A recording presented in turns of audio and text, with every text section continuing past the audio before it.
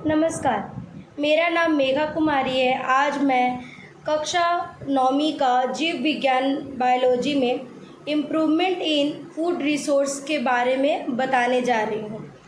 खास संसाधनों में सुधार। आज के वीडियो में हम पढ़ेंगे परिचय और फसल उत्पादन में उन्नति। क्यों जरूरी है खास संसाधनों में सुधार? हर जीव को खाना चाहिए ताकि वो protein, carbohydrate, fat, vitamin, minerals उसे मिल सके। यही हमारे शरीर के ग्रोथ, हेल्थ और एनर्जी के लिए बहुत ज़रूरी होती है। भारत की जनसंख्या बहुत बड़ी है, लगभग 140 करोड़ से भी ज़्यादा, और ये जो जनसंख्या है लगातार बढ़ती ही जा रही है, ये घट नहीं रही है। तो जब जनसंख्या बढ़ती जाती है तो हमारी अनाजों का जो डिमांड है वो भी दिन पर दिन बढ़ते जाता है, क्योंकि लोग बढ़ रहे हैं तो उन्हें भूख भी लगेगी और उन्हें खाना चाहिए। मगर जो नई कृषि भूमि लगभग नहीं है, मतलब कि जो अभी हमारे पास खेती करने के लिए लैंड है वो सफिशिएंट नहीं है कि आप उतना खेती में इतने लोगों को अन्न दे सके। तो हमें इसमें करना क्या होगा? तो कुछ उसमें टेक्निक लगाना पड़ेगा। इसलिए उसी ज़मीन के जो पैदावार होते हैं उसको हमको और तरीक़ों से बढ़ाना पड़ेगा, क्योंकि अगर हम बढ़ाएंगे नहीं उसमें खेती तो इतने लोग का जो भूख है उसको हम मिटा नहीं सकते। जैसे आप एक उदाहरण से समझिए, पहले एक एकड़ में 10 क्विंटल गेहूँ मिलता था, मतलब उगाया जा सकता था। अब क्या होता है कि 15 से 20 क्विंटल सिर्फ एक एकड़ में उगाया जाता है। ऐसा क्यों होता है? इसके बारे में ही हमें इस चैप्टर में पढ़ना है। इसलिए ऐसा होता है क्योंकि हम नई नई टेक्निक का इस्तेमाल करने लगे हैं, जो कि कम ज़मीन में ज़्यादा उत्पादन देने लगा है और कम ज़मीन में ज़्यादा आपको अनाज मिलने लगा है। तो समझिए, सभी जीवों को भोजन की आवश्यकता होती है, जिससे उन्हें प्रोटीन, कार्बोहाइड्रेट, वसा, विटामिन और खनिज मिलते हैं। ये पोषक तत्व हमारे स्वास्थ्य, विकास और ऊर्जा के लिए आवश्यक है। भारत की जनसंख्या 140 करोड़ से भी ज़्यादा है और ये लगातार बढ़ते जा रही है, जिससे भोजन की मांग भी बढ़ रही है। खेती के लिए नई ज़मीन उपलब्ध नहीं, क्योंकि अधिकतर ज़मीन पहले से उपयोग में है। इसलिए हमें उसी ज़मीन से अधिक उत्पादन प्राप्त करने की ज़रूरत है। तो यही उत्पादन प्राप्त करने का जो टेक्निक है उसे हमें जानना है कि किस टेक्निक से हम अपनी ज़मीन के उत्पादन को बढ़ा सकते हैं। क्या सिर्फ ज़मीन बढ़ना ही उपाय है? अब मान लीजिए कि कोई कहा कि ठीक है मैम, ज़मीन को बढ़ा लेते हैं, तो क्या ज़मीन बढ़ने से हमारा उत्पादन बढ़ जाएगा? भारत में खेती शुरू से ही भूमि पर निर्भर रही है, पर अब अतिरिक्त भूमि नहीं बची। आप लोग जैसा जानते हैं कि भारत में खेती बहुत मूल्यवान चीज़ है। वो खेती निर्भर होती है ज़मीनों पर। बढ़ती आबादी के लिए खाद्य उत्पादन बढ़ना ज़रूरी है, लेकिन भूमि सीमित है। मगर भूमि तो हमारे पास फिक्स्ड है कि इतना ही भूमि है। अब क्या करें, लैंड लिमिटेशन है। इसलिए एडवांस टेक्नोलॉजी और वैज्ञानिक तरीके, जिसको साइंटिफिक मेथड, इनसे हम लोग प्रोडक्टिविटी को बढ़ा रहे हैं। इसलिए अब ज़रूरत है कि उन्नति तकनीकों का प्रयोग करके एक ही भूमि से अधिक फसल प्राप्त करें। यह तभी संभव है जब हम वैज्ञानिक तरीकों से फसल का उत्पादन करें। उदाहरण, देश के कुछ हिस्सों में किसानों ने उन्नति बीजों, सही खाद और सिंचाई प्रणाली से उत्पादन दुगना कर दिया है।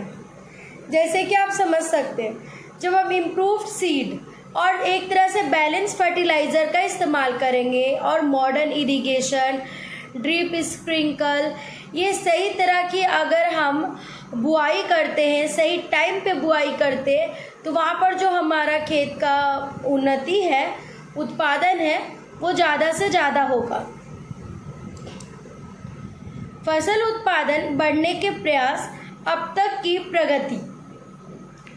अब बहुत सारा रेगुलेशन भी किया गया जिससे कि फसल को बढ़ाया जा सके, क्योंकि आप लोग सबको पता है कि सबसे इम्पॉर्टेंट है खाना, वो बहुत इम्पॉर्टेंट है।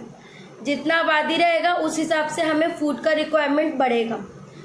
तो बहुत सारी क्रांति लाई गई, जैसे ग्रीन रेवोल्यूशन, वाइट रेवोल्यूशंस और भी बहुत तरह के। हम लोग हल्का हल्का उसके बारे में जानेंगे। अब तक हमारे प्रयास सीमित सफलता तक पहुँचे हैं।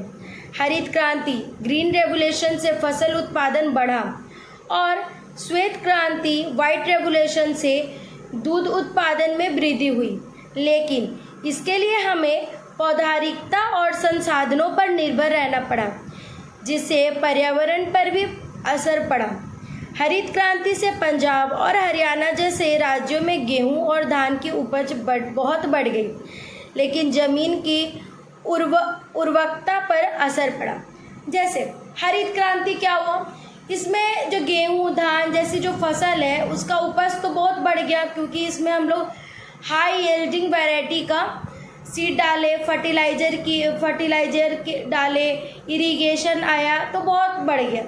श्वेत क्रांति में ये ऐसी हुआ कि दूध का उत्पादन बढ़ते गया, दूध की एबिलिटी और इनकम दोनों बढ़ी। अब दूध भी बढ़ा तो उसका बेचेंगे तो पैसे भी आएंगे, तो वो भी बढ़े। पर इन सब के साथ बहुत सारा प्रॉब्लम भी फेस करना पड़ा। टेक्नोलॉजी और रिसोर्स क्या करता है ना, हमें डिपेंडेंसी बढ़ी होती है और वो इन्वायरमेंट को बहुत असर पड़ता है, जैसे कि सॉइल हेल्थ पे। अब सॉइल हेल्थ का मतलब जैसे कि उसकी जो फर्टिलिटी होता है मिट्टी का, वो दिन पर दिन कमते जाएगा। जैसे आप एक्सेस फर्टिलाइज़र डालोगे, एक्सेस बहुत ज़्यादा कोई भी चीज़ करोगे तो वो क्या होगा, ज़मीन की जो अपनी गुण होती है वो धीरे धीरे समाप्त होते जाती है। ज़मीन का ऐसे नेचुरली वो फर्टाइल है, मगर हमको ज़्यादा चीज़ चाहिए, तो ज़्यादा करने के लिए आप बहुत ज़्यादा उसमें केमिकल्स डाल रहे हो। तो जब आप केमिकल डालोगे तो उसकी तो उर्वरकता तो ख़त्म हो गई।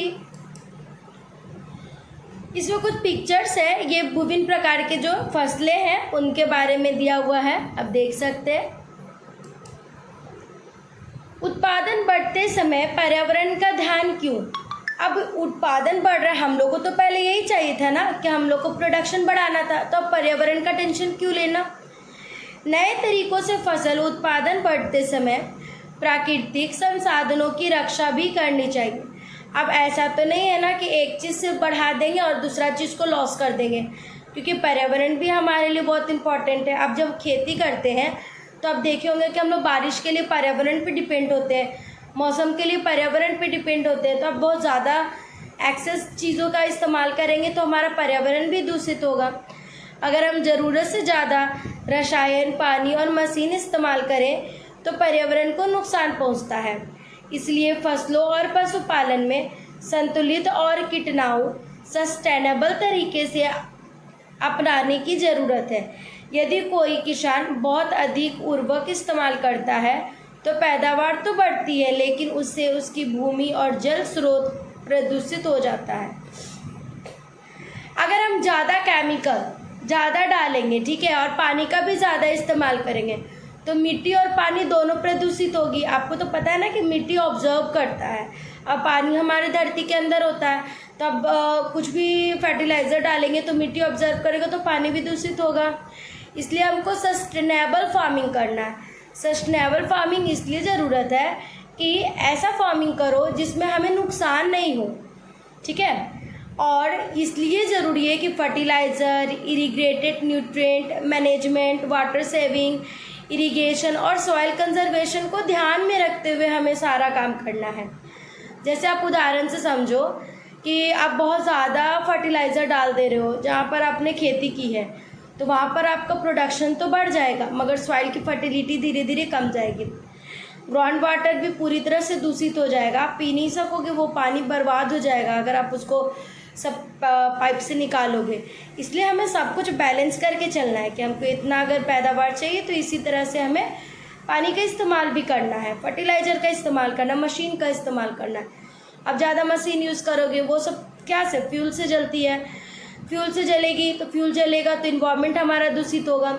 इन्वायरमेंट दूषित होगा तो क्या होगा, टाइम पे बारिश नहीं होगी, गर्मी नहीं आएगी, टाइम पे बरसात नहीं होगा, तो उस तरह के जो फसल होते हैं वो हो नहीं पाएंगे।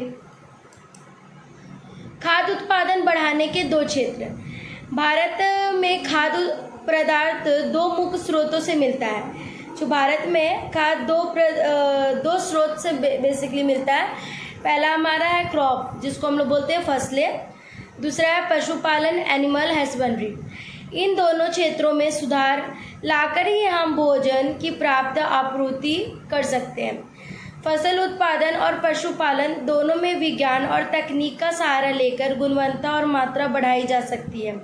उदाहरण, एक किसान कुछ केवल गेहूं उगाता है, अब वह गेहूं के साथ मुर्गी पालन भी करता है, जिससे आय और पोषण दोनों बढ़ेंगे।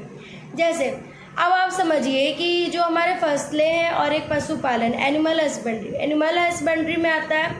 अब गाय को पालो, भैंस को पालेंगे दूध देगा, मुर्गी को पालेंगे तो अंडा देगा, और मांस भी, बकरी, इस तरह के एनिमल्स को हम पालते हैं। दोनों में सुधार करके ही देश में फूड सप्लाई और न्यूट्रिएंट सही रहेगा। अब जैसे सपोज दैट आपने खेती भी कर ली है और थोड़ा एनिमल हस्बेंड्री भी कर रहे हो, तो क्या होगा, खेती तो एक टाइम लिमिट तक होगा, एनिमल हस्बेंड्री से आपको इनकम भी बढ़ेगा, तो दोनों में आप यूटिलाइज कर सकते हो उसके पैसों को।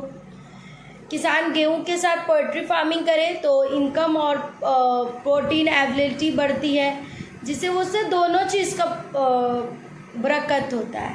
ठीक है। फसल उत्पादन में सुधार के 3 मुख्य तरीके हैं। अब 3 मुख्य तरीके हैं जिससे हम अपने फसल को सुधार सकते हैं। ऐसे तो ये सब बहुत डिटेल्स में हमें पढ़ना है, मगर अभी हम लोग इसको थोड़ा थोड़ा सा समझ रहे हैं कि होल चैप्टर में हमें क्या पढ़ना है। फसल उत्पादकता का सुधारने के 3 वैज्ञानिक तरीके अपनाए जाते हैं। पहला, फसल किस्म सुधार, क्रॉप वैरायटी इम्प्रूवमेंट, बेहतर बीज, रोग प्रतिरोधकता, अधिक पैदावार। दूसरा, फसल उत्पादन प्रबंधन, क्रॉप प्रोडक्शन मैनेजमेंट, मिट्टी, खाद, सिंचाई, समय पे देखभाल। तीसरा, फसल सुरक्षा प्रबंधन, क्रॉप प्रोटेक्शन मैनेजमेंट, कीट रोग, खरपतवार से बचाव। उदाहरण, अगर एक किसान अच्छे बीज, सही समय पर सिंचाई और वैज्ञानिक खाद का उपयोग करे और फसल को कीटों से बचाए तो उसकी उपज बहुत अच्छी होगी। जैसा कि समझिए, देखिए, फसल की किस्म सुधार मतलब क्रॉप वैरायटी इम्प्रूवमेंट का मतलब है कि आप बेटर सीड डालो, हाई यील्ड वाली सीड डालो जिसमें डिजीज रेसिस्टेंस हो, जिसमें बीमारियां नहीं लगे। ठीक है। फ्लड टॉलरेंस जैसे गुणों वाले हो। फिर दूसरा, फसल उत्पादन प्रबंधन मतलब क्रॉप प्रोडक्शन मैनेजमेंट, देखिए कि सॉइल आपका हेल्दी है कि नहीं, खाद की सही उपयोग तो हो रहा है ना, मैन्यूअर फर्टिलाइजर ये टाइम पे आप तो दे रहे हैं कि नहीं, प्रॉपर इरिगेशन पानी सिंचाई कर रहे हैं कि नहीं, टाइमली सोविंग कर रहे हैं कि नहीं, मतलब कि टाइम पे बीज बो रहे हैं कि नहीं, फिर हार्वेस्टिंग कब आप उसको काट रहे हो, ये सब अगर मैनेजमेंट अच्छा सा रहेगा तो आप आराम से खेती कर सकते हो और वो खेती में आपको लॉस नहीं होगा। लॉस कहाँ पर होता है, सपोज दैट कि हमको 4 दिन बाद धान काटना है और हम उसको 12 दिन बाद काट रहे हैं और उस समय मान लो कि मौसम गड़बड़ा गया, उसके सस्टेन मौसम नहीं रहा और वो धान क्या हो जा रहा है, ख़राब हो जा रहा है, उसमें कीड़े लग जा रहे हैं, तो वो चीज़ को भी हमें ध्यान से देखना है। प्रोटेक्शन मैनेजमेंट कैसे करना है, आपको पेस्टिंग करना है, डिजीज़ जो देखिए कि किसी भी अनाज वाले पे डिजीज़ लग रहा है तो उसके लिए उसके रेसिस्टेंस डालिए, वीड्स को हटाइए, खरपतवार, क्योंकि खरपतवार ज़्यादा होगा तो आपका जो मेन जो अनाज है वो डेवलप नहीं कर पाएगा, सारा खरपतवार ही डेवलप कर जाएगा। फसल को बचाना है तो इरिगेटेड पेस्ट मैनेजमेंट डालिए, जिसको हम लोग IPM कहते हैं, जो सेफ पेस्टिसाइड्स है और वीट को कंट्रोल करता है। छोटा सा कॉम्बो एग्जांपल आप समझ सकते हैं कि अच्छे बीज, बैलेंस खाद, सही सिंचाई, सही पेस्ट कंट्रोल, ये हमें अच्छा प्रोडक्टिविटी को देता है।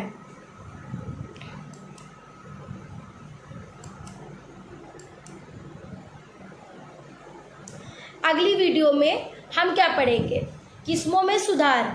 आप आगे हम लोग पढ़ेंगे कि कैसे वैरायटी कैसे बनाई जाती है जिससे हम उसको सिलेक्शन कर सके, हाइब्रिडाइजेशन कर सके, बायोटेक्नोलॉजी के माध्यम से अपने उपज को बढ़ा सके और जो बीज हमें मिले वो बीज पूरी तरह से रोग प्रतिरोग से बची रहे, उसकी क्वालिटी बेहतर हो। तो आगे के पार्ट में हम पढ़ेंगे फसल की किस्मों में सुधार, किस तरह के फसल की किस्मों में हम सुधार करेंगे। Thank you.